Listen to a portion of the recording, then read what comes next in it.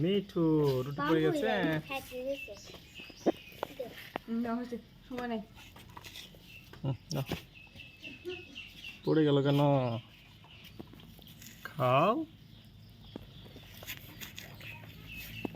এই এখন তুলে খাওয়ার মতো বয়স হয়ে গেছে, কিন্তু খাইতে পারতেছে না, আমাদের বেশি আদর হয়ে গেছে। এই মিনিটটা পুরো